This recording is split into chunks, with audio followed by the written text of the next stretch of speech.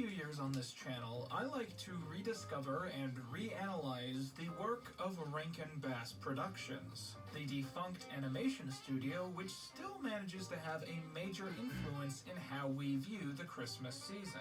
You might not know the name, but you surely know their work, as films like Rudolph the Red-Nosed Reindeer, Santa Claus is Coming to Town, Frosty the Snowman, and The Year Without a Santa Claus have been rebroadcast to every generation to turn on the TV. 2 years ago, I did a video on the theory that many of these films were intended to be set in the same universe. Every Christmas, people seem to come back around to that one, so I thought it would be fun to make something of a quasi-sequel this year. I again want to look back at the history of Rankin Bass animation, but instead of covering just the material people know, I want to do the direct opposite, as we look at things that no one knows. To clarify, these aren't going to be films you don't know, they're going to be films I've never heard of. If you went back in time and showed me this video 2 months ago, I would have no idea what any of this stuff is. But I figured it would be more fun this time around to have a friend on to help me, and thus I invited the only person I thought would fit the mold, my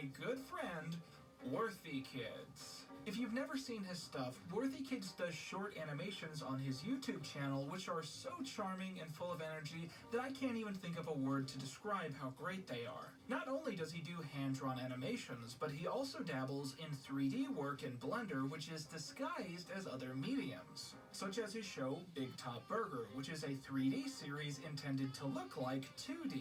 But more impressively to me, he has also mastered the art of creating pseudo-animagic material which looks completely authentic despite being made in a computer. Most of you who have seen his work in this genre probably have mistaken it for actual stop motion, which proves just how successful he has been at this art style. And since we've been chatting for a while and he's one of the only other Rankin enthusiasts I know, I figured he'd be the perfect person to sit down and watch some of these films with.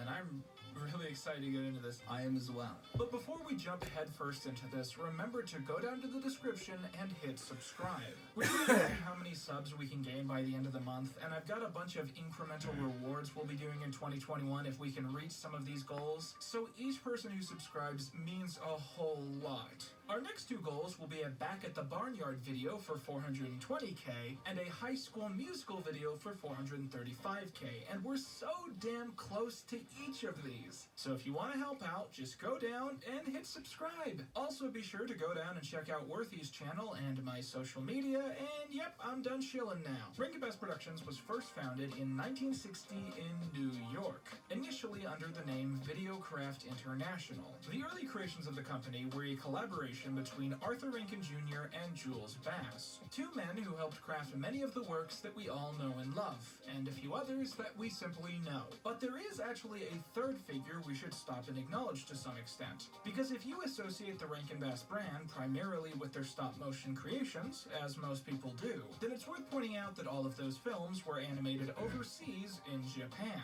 and in the first decade primarily by Tadahito Mochinaga, who is essentially the uncredited cinematographer and co-director of many of the 1960s Videocraft projects. Tadahito had led a very interesting life up to this point. Briefly an animator on some of the Japanese propaganda films we've spoken about before, he emigrated to China near the end of World War II and became one of the first post-war animators in that country. In 1974, he created The Emperor's Dream, the first stop-motion film to be made in China and also his first non-traditional animated feature. Back in Japan, television broadcasting had booted up by the 1950s, and so Tadahito returned to his home country and began working on what would be the first stop-motion movies made in Japan, beginning with a beer commercial in 1956. While he obviously didn't invent stop-motion, he did perfect his own style, which is instantly recognizable, created on a very limited budget while still retaining some charm.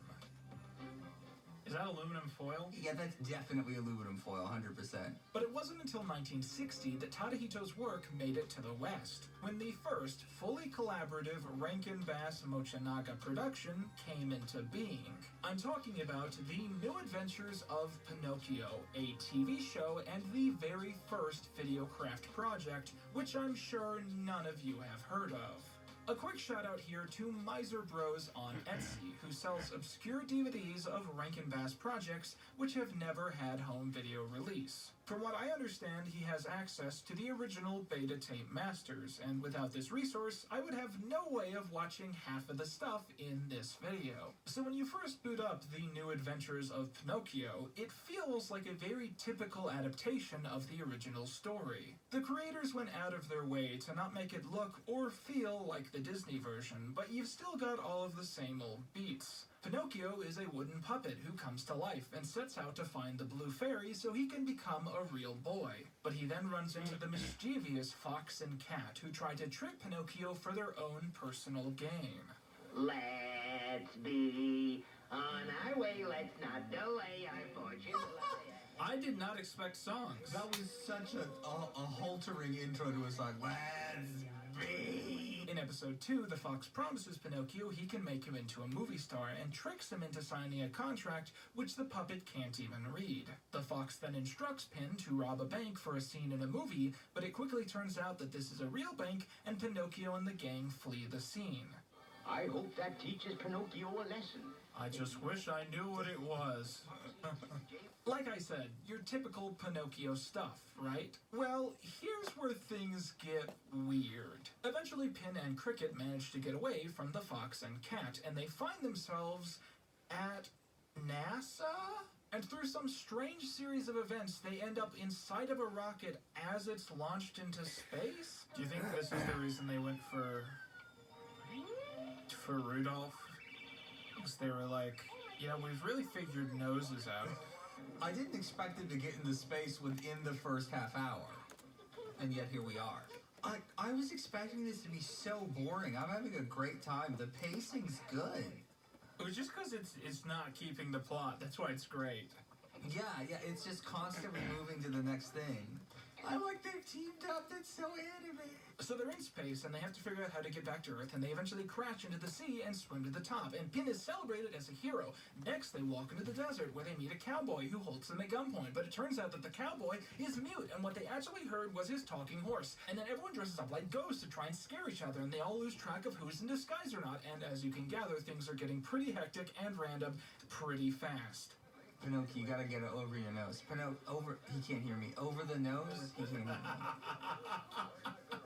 Every episode of The New Adventures of Pinocchio is 5 minutes long, and while each segment leads into the next, an entire story is usually told in that 5 minutes, alongside a recap of the previous episode. So the show really never stops changing the format, going through these mini-arcs and continuing to introduce new characters. You've got talking dapper penguins, evil scientists, friendly witches, a leprechaun with a pot of gold, Rasputin himself. You really never know what you're gonna end up with this show. Dinosaur baby! Wow! Dinosaur baby! Cute! Oh my god, it's so sinister! Ah! So all of that on its own is super interesting, but one obscure detail which I've never seen discussed is just how weird the show gets in the last 5 or 6 segments. I guess at this point the writers got bored of Pin and Cricket, so they changed the show to Geppetto telling stories in his workshop, and thus the program transitions to a completely different cast of characters. Hey you, get your damn hands off her. The show features the same intro with Pin dancing around, but now the main character is the time-traveling adventurer Willy-Nilly and his best friend Roscoe, a shape-shifting man-animal who is usually invisible, the most Rankin Bass idea I've ever heard. Willy and Roscoe can jump through time and space by entering into any closet. They usually encounter some type of bad guy, with Willy revealing that he has superhuman abilities that allow him to defeat any foe. Roscoe will then use his non-corporeal abilities to somehow stop the foe in their tracks. I think I left the water running in the moat. Stop her, Roscoe. Stop her, Roscoe. Stop her. I love how nonchalant this god character is. Oh my god, what's he doing to her? Oh my god, Quinton. This era of the show has an ensemble cast, which is pretty much just an excuse to reuse puppets. And all this time, by the way, they still use the old intro, and the show is still called The New Adventures of Pinocchio. So I imagine to a lot of pinheads at home, this twist must have just been confusing. Anyways, the next to last segment of the show, episode 129, is easily the most perplexing and my personal favorite. Willie comes home to his apartment only to have a run-in with his landlady, who tries to talk to him about TV before he says that he doesn't own a TV. She accuses him of being a subversive, and he runs into his apartment. It's the landlady, Mrs. Cretch. She called me a subversive because I don't watch television. Roscoe, I'm not. You know I'm patriotic. What I the salute the fuck? flag, pay all my taxes, and vote every year for Miss Rainbow.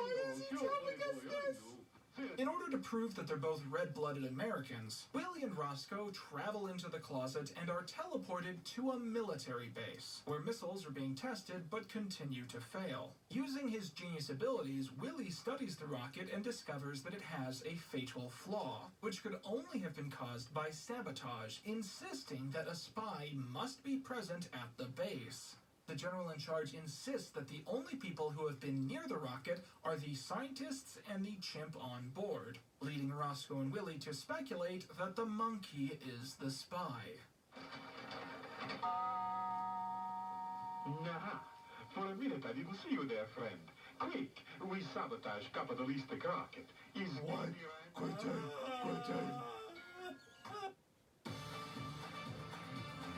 Brittany Ferries, a greater way to escape this summer. Where are you? Capitalistic rocket. I've got here in my hand a list of monkeys across the country that are confirmed members of the Communist Party. What I love about this show, I think, is clearly they weren't taking this seriously, right? No, not at all. They were like, "This is a joke.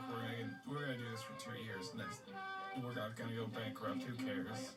They're doing whatever they want. Then Rudolph happens right after this, and suddenly they're trying really hard. But this is like a massive shitpost. Yeah, they're like, whatever, man. We don't care about Pinocchio. In 1961, Rankin Bass also premiered their first 2D project, the TV show Tales of the Wizard of Oz, which was followed with the TV movie Return to Oz in 1964. However, the thing that would really change the studio was, as we all know, Rudolph the Red-Nosed Reindeer, which was a colossal hit and became a staple of winter content. With films like Rudolph, Rankin Bass would not only make a profit off of the first broadcast, but every broadcast that would follow. And the studio was likely incentivized to create a follow-up that would recapture the Rudolph energy. And that follow-up would finally come in 1966, with a Thanksgiving Day special dedicated to exploring the backstory of another household icon.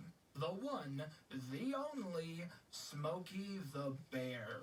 Long ago, before you were born, the forest was a different place, and Smokey didn't have his name, and no one knew his smiling face. You can tell the songwriter was like, they're not airing this shit again. I'm not gonna get royalties from this. Oh, James Cagney. Who tells the? Oh, okay. I thought that was a human name, tells the. I'm like, okay, kind of weird, but tells the. At the start of our story, the soon-to-be renamed Sonny the Bear is a small cub who spends most of his days exploring with his teenage brother, who is supportive of Sonny but believes he must grow to have his own experiences. When Sonny tries to steal honey from a beehive, for instance, his brother feels that the failure of being attacked by bees is something he just has to go through to learn his lesson. After this, Sonny's brother returns home without him, upsetting their mother. He's too young to be out alone. He's not alone. He dropped off to see his girlfriend. Who, Delilah? I wish he'd keep away from her. She's just a frivolous little flirt. And she thinks he's quite a bear.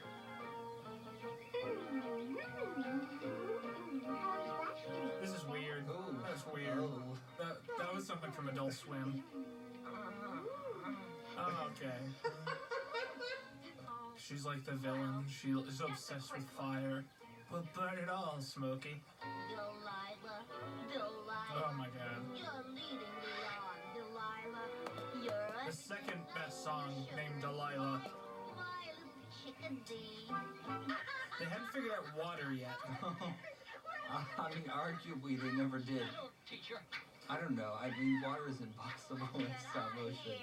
Sonny disobeys his mother's orders to not stay out late, and tragically that night, a fire sweeps through the forest. Sonny hides at a treetop, but he has to watch helplessly as the forest is engulfed by the blaze. His brother waits through the night, but eventually finds Sonny, still alive, clinging to the top of a bare tree. Are you hurt? Sonny, answer me. All right now, Sonny. It's all right. The fire's gone now.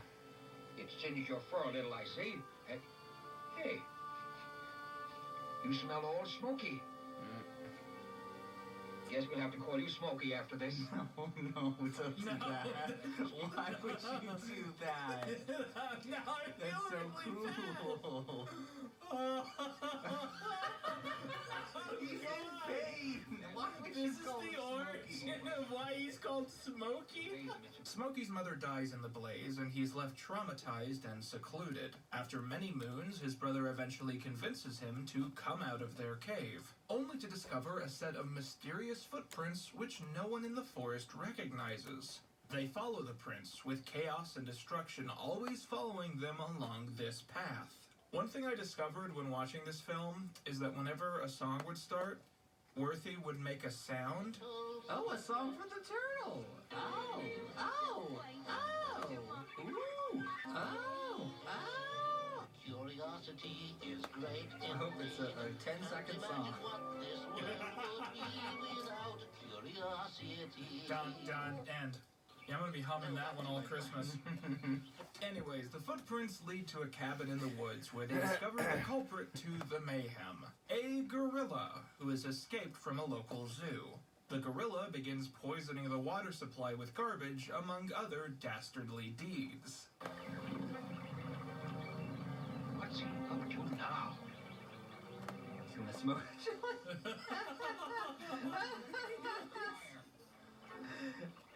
Good for him. All of the animals craft their own plans to try and stop the beast, and everyone is included except for Smokey, who they laugh at and call names until he hides in the forest to be alone. The turtle eventually finds him and passes on to him words of wisdom. Listen to the trees. They're living things. They'll talk to you. Listen to them, Smokey. You can learn wisdom from the trees. Save us. No! They shouldn't whisper. The oldest living things. Don't let us die, Smokey. I see. This is his second scarring moment. Time to move. All of the animals' plans ultimately fail until Smokey bravely stands up to the challenge, knocking down the cabin with a gorilla staying with his pure strength, although in this act he accidentally starts a fire. Smokey, you bastard! You've killed us all! Smokey directs his friends to use the stream to put out the blaze, and after rescuing the gorilla, he leads him back to the zoo, saving the day and proving all of the haters wrong.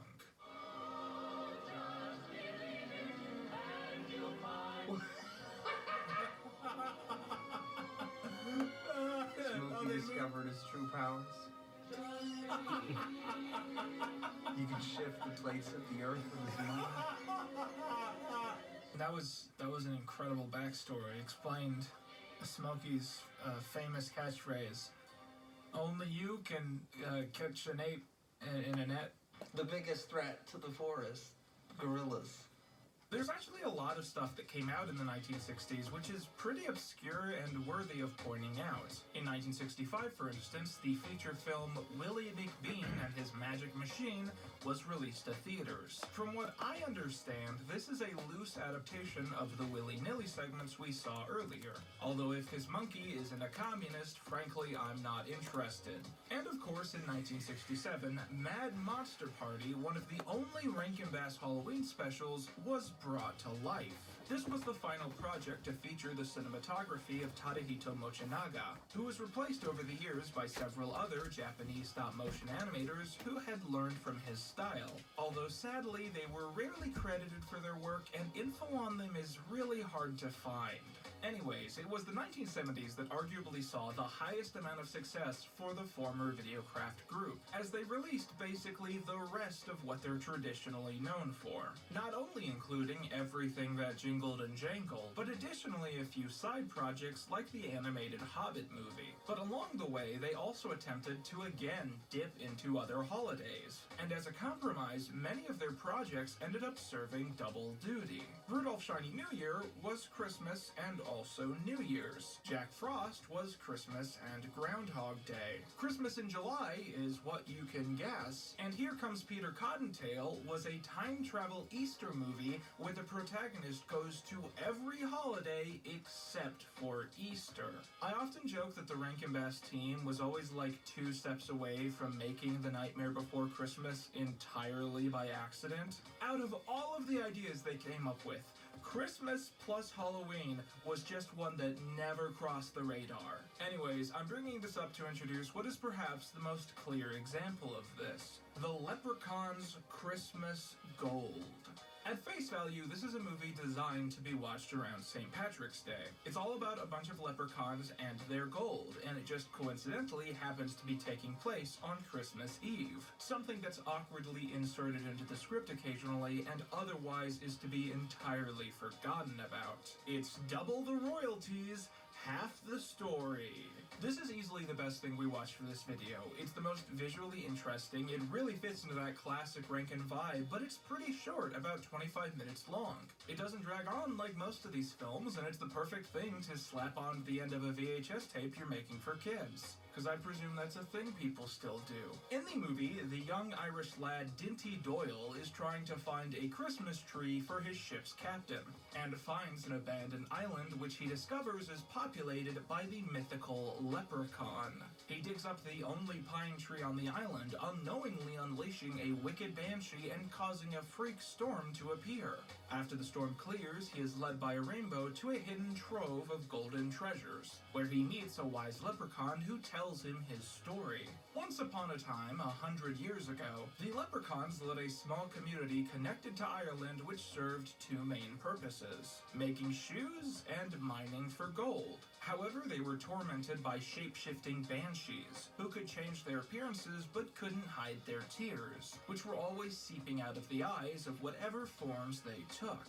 The banshees turn to tears for good if they don't have Christmas gold by Christmas morning, and they thus become more desperate near the end of the year. The leprechauns community was eventually broken off from the rest of Ireland, and the leprechaun Pope buried the banshee under a tree after tricking her. Dinty Doyle realizes that he must have unleashed her and warns the leprechaun, but it's too late, as he has been poisoned with a potion of generosity, which will entice him to give away the gold. But the leprechaun instead gifts the gold to Dinty, who promises not to be tricked into letting it fall into the wrong hands.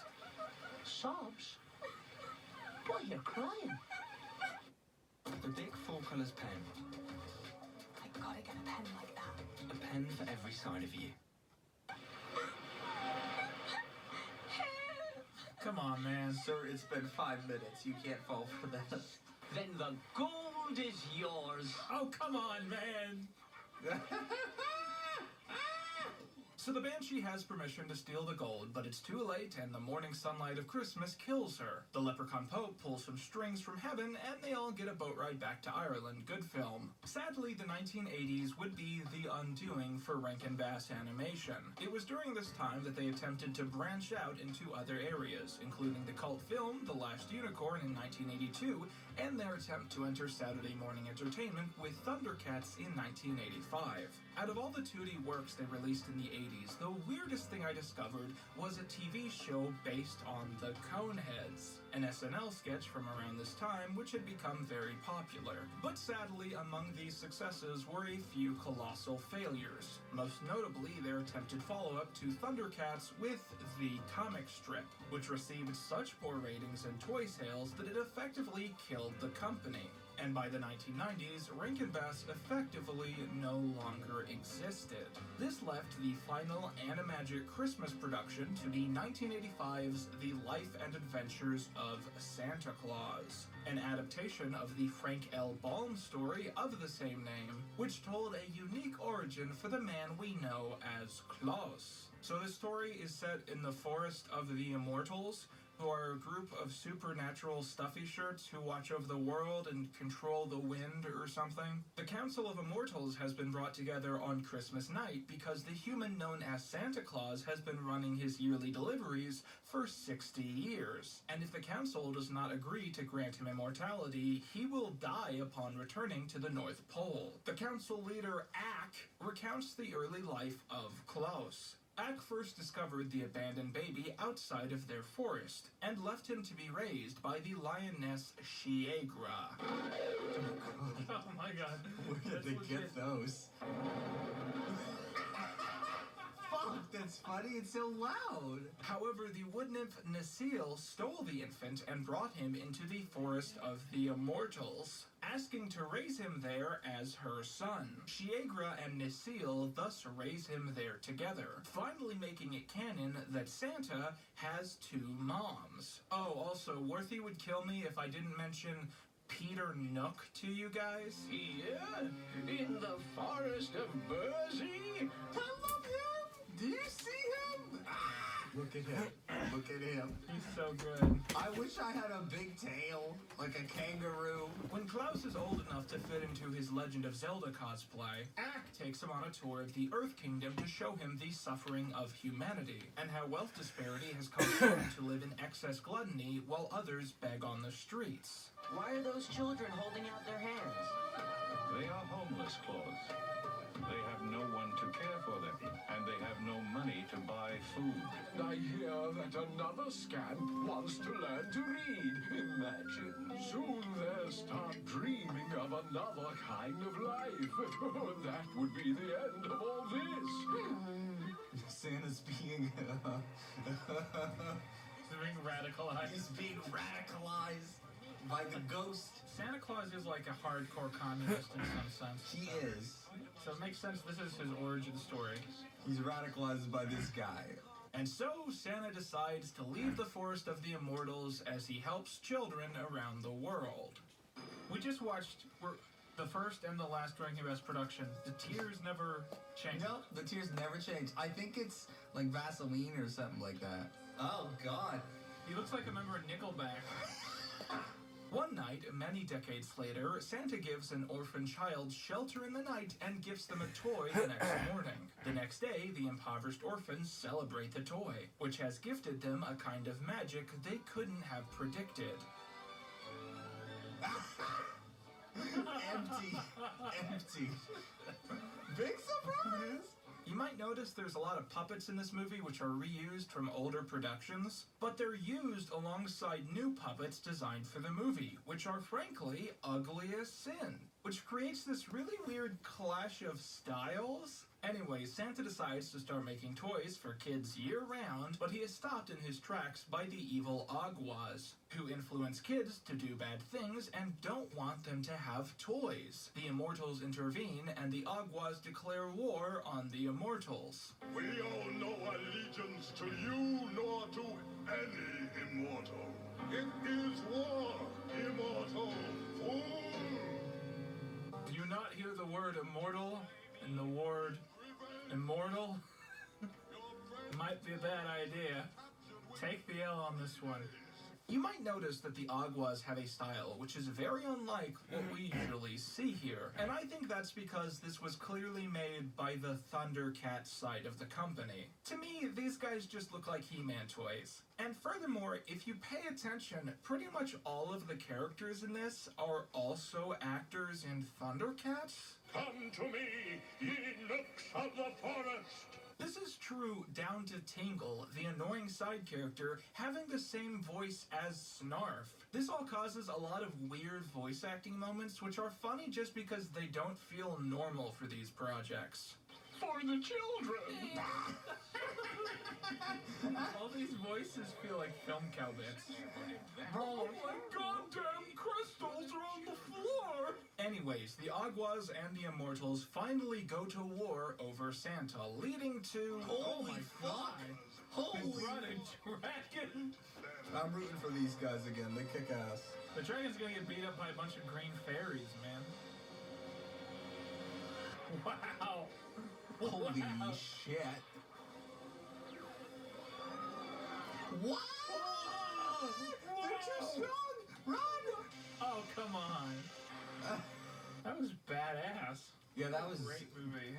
one of the few action scenes I've ever seen Rankin Bass attempt. With the Aguas all violently murdered, Santa can continue his quest to bring Christmas to the world, improving the lives of every child on the planet. Many decades later, the council finishes hearing the case to make Santa immortal, and they all vote no, and he dies in his sleep. Oh, that's it. Okay. Yep. Wow. Let's pretend that we actually recorded this in the order I'm going to put in the video. Okay. Okay, man, so there we go. We've done it. We did it. We watched the first Rankin Bass project. We watched a bunch of weird stuff. We watched the last Rankin Bass project. We've seen the whole saga in order of release. Do you have any wise words or commentary to make about what you think makes, the animagic of Rankin Bass special and worthy of revisiting? I think... My issue is whenever anyone asks like what makes Rankin Bass so charming, I'm like afraid to give the honest answer because I feel like it's like a cop out, which is it looks so good because it's made by Japan. Like that's why it looks so good. Like Japanese artists are just very talented, especially during that time period. Like it was just a big thing, and it's like it just feels like a shitty cop out. It's like it's just Japan. They're like that. Like it sounds lame, but I in my opinion, that's why like, a lot of stop motion studios that try to be as charming just aren't. The designs aren't there, the facial expressions aren't there, it just doesn't work. I want to say, I think there are whole animation studios in America where their whole shtick is that once in like May, there's a bunch of TV shows making Christmas episodes, and, people making Christmas movies, so they hire these studios to make a Rankin Bass style, and none of them get it right. No, I was just tweeting about this to my friends, that was just like, I hate that every Christmas thing is just like, let's do stop motion, like Rudolph, get it? And it's like, the joke is dead. Rudolph is more than this. I'm tired of like ugly imitations of Rudolph. One thing I noticed about Rankin Bass that I think all the other studios don't get is that all Rankin Bass puppets, for the most part, are like one shape for the head, and then they have mouths and eyebrows, and they blink, and that's all they use to show emotion. Yeah. So they switch out the mouths, they move the eyebrows, and that's all that they have to work with. And somehow they make it work. I am obsessed with the range of expressions they get. I call it the perma-smile, because most characters have this permanent sculpted smile, but they have to express other emotions, and they do it by changing the lower mouth shape and the eyebrows. They do all these little tricks to convey other emotions, even though most characters are smiling all the time. My thing about whatever studio that is that always does all of them, is they put too much effort into the lips. So when characters make an O sound, it's like the lips bounce out and make like a full O shape, The Rankin Bass ooh face, the true ooh, is the most beautiful. I draw that ooh face when I don't have to because I just think it's really great. When you draw the upper lip as if they're not going ooh at all, just like a smile, and then you do this lower lip that's like just like a little like a raindrop on the bottom of the smile, and it looks insane, but it's so charming. It's like that's not how any ooh shape should look, and it comes from restrictions. It comes from you can't swap out the upper lip. I suppose a lot of the charm of Rankin Bass is the fact that it didn't go on forever. It's like this little magical bubble. It feels like a timeless era. I definitely think a charm of the stop motion is that it was done in the 60s and 70s, and so there's that gate weave on the camera where it's kind of wobbling all the time, and like there's grain everywhere, and it just adds to the chunkiness of it, and it makes it even more charming. Well, I think if you did that in like crispy HD where the camera's completely stationary but the characters are still kind of moving in that choppy way, it would look sterile. It wouldn't look very good. But I mean, there's a clear reason that everyone wants to go back to that style whenever they get the chance. Because, I mean, there is there is something very special about it that very few people have been able to capture or make on accident, for that matter. My favorite part about doing these sorts of videos is when you get on a call with someone and it's someone you've talked to in like DMs, and then you immediately like just pretend like you're best friends. And you talk. I imagine that's how podcasters do it. I don't know. Oh, I also violently hate the like intermission, mid stanza interjections of the Rudolph song. Yeah, I've never known those. They've never been a part of my life. I don't care for them. So, I mean, I actually I will get very mad at people if they pull that shit within my vicinity. I'm like, no cha-cha-chas, no Monopoly, get out of here. I have a lot more fondness for Rudolph the Short than the song. Like, I like the song alright, but like, the short is way more endearing to me than the song. I think that's the same for, or maybe not Frosty. I think the Frosty song's a little more endearing than the short, but I don't know. Certainly Santa Claus is coming to town. Okay guys, thanks for watching to the end of the video. I love talking about Rankin Bass, but we don't, it seems like we only get to do it at Christmas, and the videos never do too well. But I like that you guys always come back around to the Rankin Bass videos. So I know this video won't perform great, but maybe over the course of the next 5 years or so, it'll rebound. And I always have fun. I'd like to do this again in the future. And I want to give a big special thanks to our guest for the episode, the animator Worthy Kids. You want to say hi, Worthy? Hello, everybody. Worthy is one of my favorite animators, and I really think that if you guys have been watching my channel instead of binging his animations, you've been wasting your time. So where can they find you, Worthy? Over on my YouTube channel, Worthy Kids, on YouTube. Excellent, yeah. So thanks for watching, guys. 2020 has been crazy, but I got to watch some stop-motion films. And if you could hit subscribe if you like this video, we're trying to see how far we can get this year in terms of subscribers. But with that, the end slate should appear at this point, and check out whatever videos you guys would like to see more of on your screen right now. And with that, I've been Quinton Reviews. And I've been Worthy Kids. And that's end of the video. That's all you need.